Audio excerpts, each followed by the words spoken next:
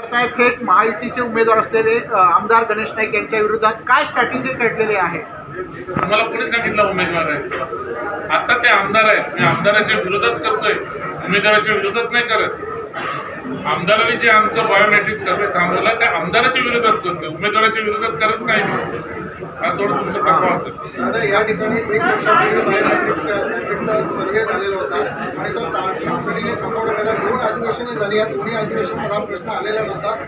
लोकसभा निवडणुका झाल्या, आता विधानसभा तोंडावर आलेले असताना हा विषय का काढण्यात आलेला?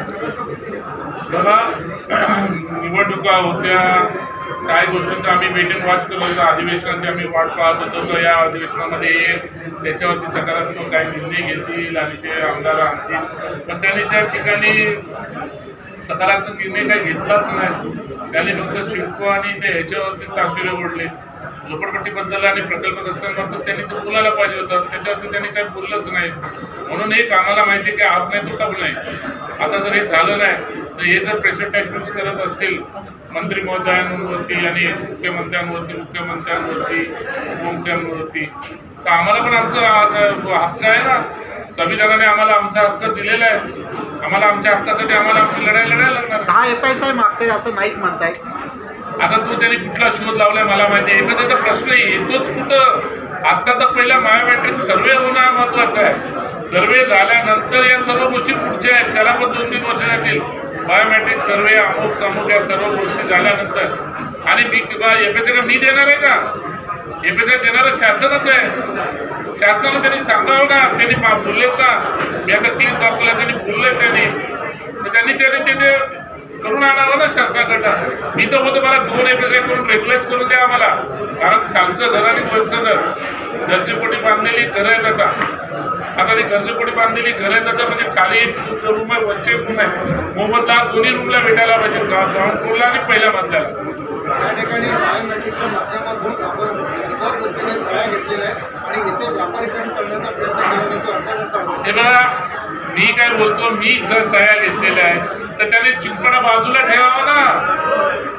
चिंचपडा हा एरिया बाजूला ठेवावा. त्यांनी बोनपडेपासून सुरुवात करावी, तिकडनं सुरुवात करायला कोणी थांबवलं माझं. पण कुठं तरी सुरुवात व्हायला पाहिजे. माझं तर म्हणे एका वेळेस संपूर्ण नगरांमध्ये सुरुवात व्हायला पाहिजे, सर्वच नगरांमध्ये सुरुवात व्हायला. विजय चौगुलेचा काय संबंध? मी काय जबरदस्ती केलं? थांबव माझं. बोनपडेला तुमचं चालू करा. तुम्हाला पॉझिटिव्ह मग काल कशाला पत्र काढायला पाहिजे? काल पत्र घाईघाईत कशाला काढायला पाहिजे पत्र? विजय चौगुले PC घेतो म्हणून झोपडपट्टी ते. आणि सकारात्मक कुठल्याही जर दृष्टिकोन नजरेसमोर नाही आणला तर हा महाराज उपोषणे ठरलेला आहे आणि ठरलेलं आहे. आता प्रकल्पग्रस्तांचं पण काल पत्र काढलंय, गरजेपोटी घरं. आता गरजेपोटी घरं राहिली नाही, गरजेपोटी बिल्डिंग झाल्या. आता त्या बिल्डिंग रेग्युलाइज करायला पाहिजे.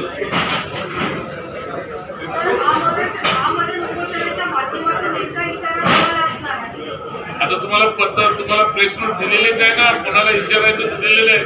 माझी लढाई आमदाराच्या विरोधात आहे. आमदारांनी जे थांबवलंय म्हणून मी आमदाराची लढाई लढतोय. राज्य सरकारने कुठल्याही परिस्थितीमध्ये हे सारे सर्वे थांबवलेला नाहीये. त्यांना फक्त काही प्रेशर टॅक्स यूज करून, आता काही लोकांचं धरलं तर चालतं आणि सोडलं तर पडतं, अशी परिस्थिती आहे.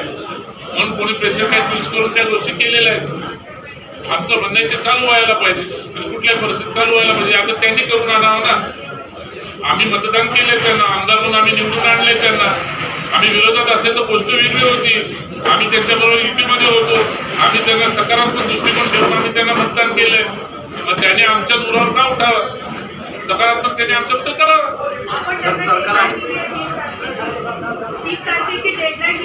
30 तर 1 ऑगस्टपासून मी उपोषणाला बसणार. आम्हाला उपोषणाला सर, सरकार आपलं असताना आपल्याला उपोषणाची वेळ येते. कधी कधी घरात सुद्धा थोडा हे करायला लागतं. घरामध्ये सुद्धा जर झालं तर थोडा राग दाखवायलाच लागतो. न्याय जर आता वेगळ्या पद्धतीने एका भावाला वेगळा आणि एका भावाला वेगळा, जर तुम्ही कॉलनीमध्ये वेगळा न्याय देता आणि झोपडपट्टीमध्ये वेगळा न्याय देताय तर ते करायला लागतं. 2 भावामध्ये जर एका भावाला जर वेगळा न्याय मिळाला आणि एकाला वेगळा न्याय मिळाला तर भाऊ विरोधात जातो कुटुंबात. 31 जुलैपर्यंत जर सर्वेक्षणाला शासनाने सुरुवात केली नाही तर तुमचं हे उपोषण सुरू होणार आहे 1 ऑगस्टपासून. आम्हाला आता या ठिकाणी मुख्यमंत्र्यांनी जर मध्यस्थी केली तर ऍडमिनिस्ट्रेशन मागे तो बघू ना, तो विषय नंतरचा. पूर्णार्थ निर्णय नाही येत तोपर्यंत मी नाही आम्हाला शकत मागे.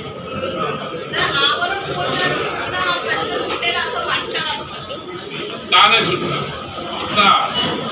माझं तेवढा मॉडल पॉवरसाठी ज्या पद्धतीने मी SRF घेऊन आलो दारात लोकांच्या दरवाज्यात घेऊन आलो नव्या मुंबईचा 25-30 वर्षामध्ये यांनी SRF फक्त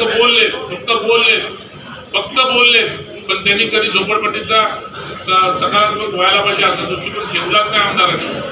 म्हणून मी हे करतो होईल. मला माझं मॉडल पाहिजे होते, नाही तर या हाताने देईन नाही तर या हाताने घेईन. हे दोन प्रकार आहेत. आम्हाला उपोषण या हाताने मी प्राणाचे प्रकार हे नाही करणार, परवा नाही करणार. या हाताने देईन नाही तर या हाताने घेईन. जे होईल ते होईल.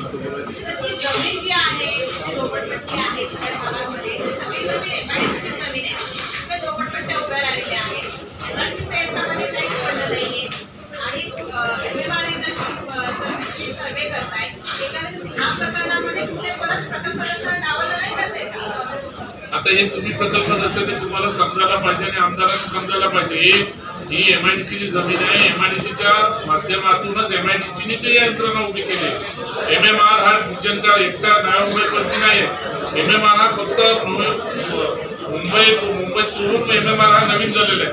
प्रकल्प असताना अन्याय होतोय, काय होतं हे कोणी करायला पाहिजे, आमदाराला समजायला पाहिजे, आमदारांनी बोलायला पाहिजे. मी काय बोलणार आहे त्याला की झोपडपट्ट्यांसाठी लढाई माझी मी लढतोय. त्या जर ती जमीन त्यांची असेल, शासनाची नसेल, त्यांची असेल, त्यांना मोबदला देण्यासाठी आमदारांनी लढाई लढायला पाहिजे. ते ना गावठाणामध्ये नाही प्रकल्प असताना न्याय देऊ शकत, ते इथं काय देतील.